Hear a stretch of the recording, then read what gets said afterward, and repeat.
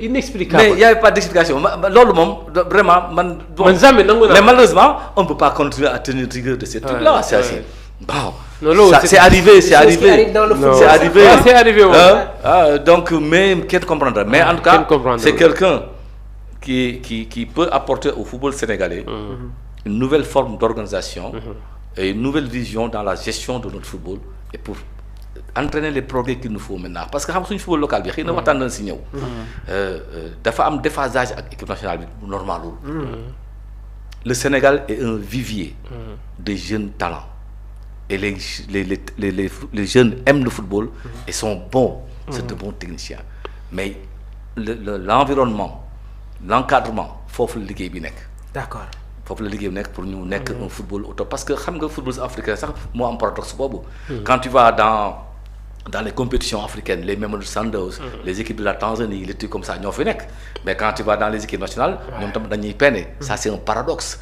Nous, en équipe nationale, on fait feu, on s'impose autour de l'Afrique. Mais pourquoi notre football dans les clubs n'arrive pas à s'imposer au niveau des compétitions de clubs? Il faut les régler ces problèmes-là. C'est dans la gouvernance de ce sport-là qu'il faut régler ces problèmes pour nous mettre à niveau. C'est ça.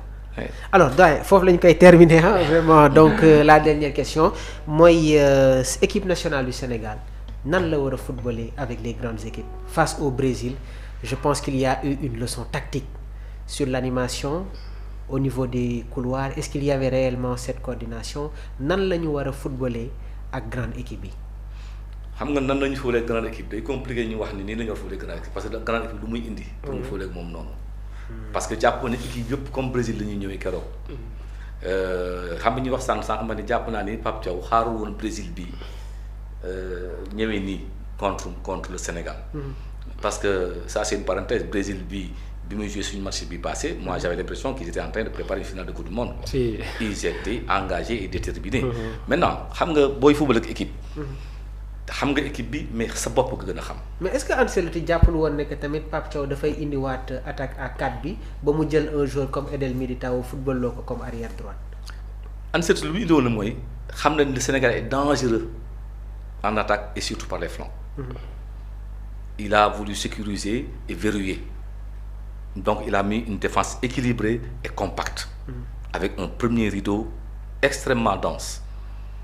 Donc loolu moom il est venu pour empêcher au Sénégal de marquer des buts.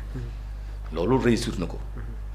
Maintenant ñun li ñu indi maa ngi koy wax sànq man jàpp naa ne Pape Thiaw je peux pas lui reprocher mu essayer li mu essayer tactiquement. Mais xam nga parfois nga indi benn option tactique mu am benn élément maillon manquant rek c'est lépp effondré wu. Lan moo nekkoon le maillon manquant pour moi c'était l'absence de l'avant-centre et la faillite de Pape Matar Sarr. Parce que bi mu indiwul avant-centre si lan la compté woon sur la mobilité, les permutations, la percussion des 3 attaquants qui sont en forme. Donc ñooñu dafa compté woon si ku leen di indil ay balle en termes d'animation ñu perturber le Brésil. te ki ko waroon def c'est l'élément de Pape Matar Sarr. C'était Pape Matar Sarr. Mais Pape Matar Sarr a lâché le front du milieu de terrain. Il est resté trop couloirdé xam nañu koy waxee. Donc ba gisuñu ko. Ce qui fait que ni couloir central bu bis boobu amul kenn bu ñu booy seetlu saa yu ñu attaqué frontalement da nga naan mais ana suñu milieu de terrain yi. D'accord. Loolu moom moo indi maillon manquant bi. D'accord. Mais ba jàpp naa ni suñu teeloon dugal Nicolas Jackson. Oui. Parce que ça, il y a des choses qui en disent non. Sur la première balle de Jackson, son premier harcèlement, c'est un but normalement. Waaw, loolu Iliman Ndiaye dégg bal boobu. mu dugal ko match bi changé. Donc loolu jàpp naa ni. xam na ni il a tenté quelque chose. qui ne lui a pas réussi. Parce que am na erreur mais mënuñu ko reprocher mais jàpp naa ne aussi. Notre comportement devant les grandes équipes. dépendra de beaucoup. de l'équilibre de notre structure. Parce que loolu moom pour man Pape Thiaw du ko defaat. Non du ko defaat parce que du nature am du suñu nature équipe. Pour l'équilibre de notre structure. Pour l'équilibre de notre structure. Moi je dis que il faut respecter ce classicisme là. Avec un numéro 9 dédié.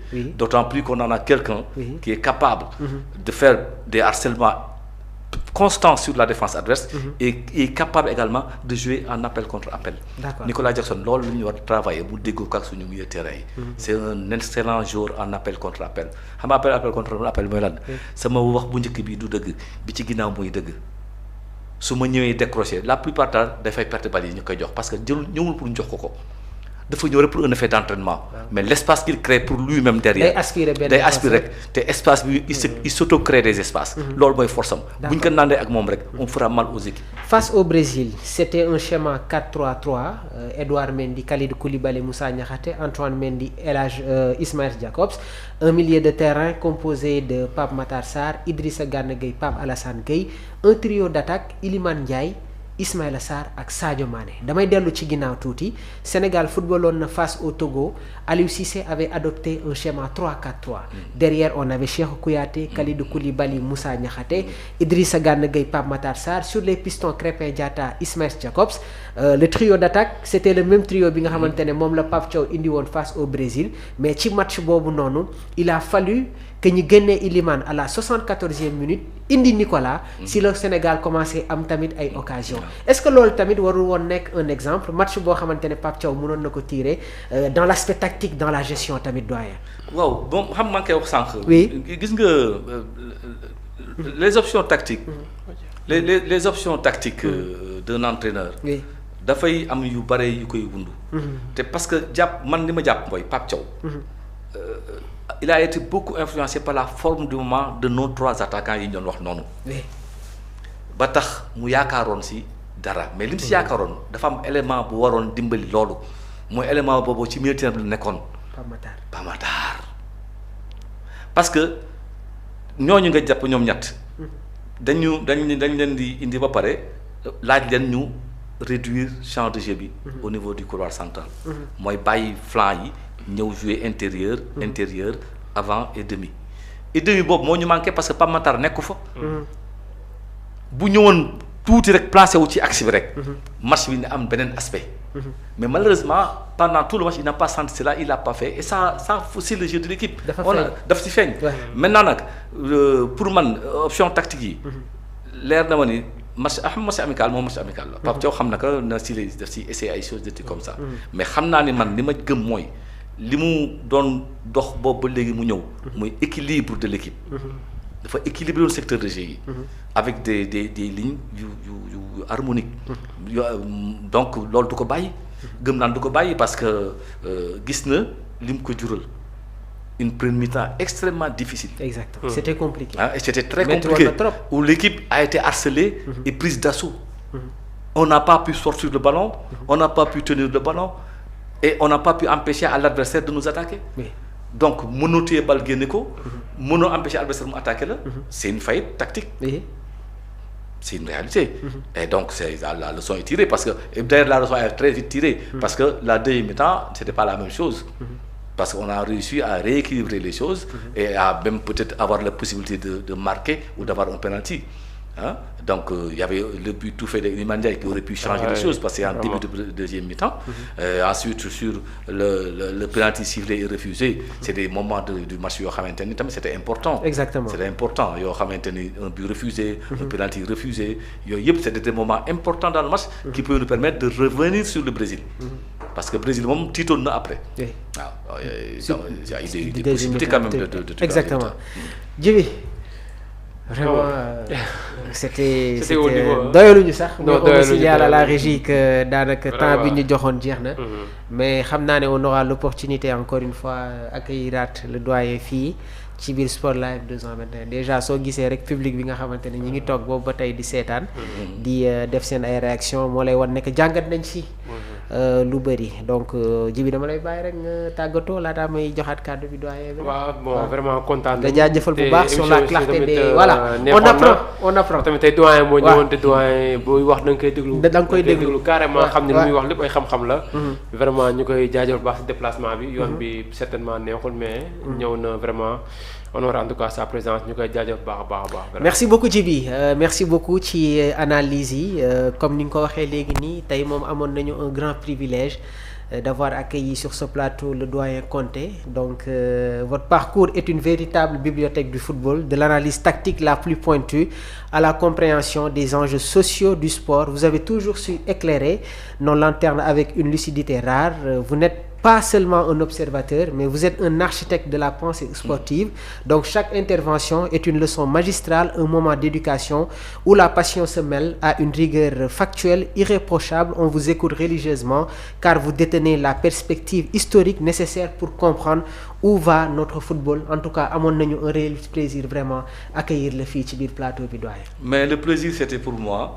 Mais j'avais décidé peut-être avant de commencer l'émission de rendre hommage à Diakhou Gaye, monument de notre football. Il a été capitaine de l'équipe nationale du Sénégal, capitaine de l'AS Police de l'époque avec Madi Kouyaté. Et Diakhou, on a une tradition d'avoir des axes centraux historiques. Diakhou formé avec Oumar Diop, une paire centrale magique. Il était petit de taille mais immense de talent.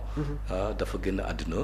Donc ma ñaan yàlla yërëm ko te jéggal ko di ko jaale comme di ko jaale monde sportif. Mais c'est également un moment pour moi de rendre hommage à mon défunt papa, qu'on surnommait le père de la restructuration du football. Je suis dans un milieu de football. Abdou Konté était appelé père de la restructuration du football parce qu'après la réforme Lamine Diack, il était à l'origine de la réforme structurelle qui mettait en évidence les clubs d'entreprise. Parce qu'à l'époque, il fallait que le football fasse vivre son bonhomme et les clubs d'entreprise étaient promus pour nous jàpp ci football bi mu restructurer ko. C'était une autre époque. Donc moom tamit jóge na fi il y a quelques années, mais c'était un soldat inconnu du football, mais un militant du sport. Alors personnellement, je reste toujours insatisfait de ce qui se passe en termes d'échange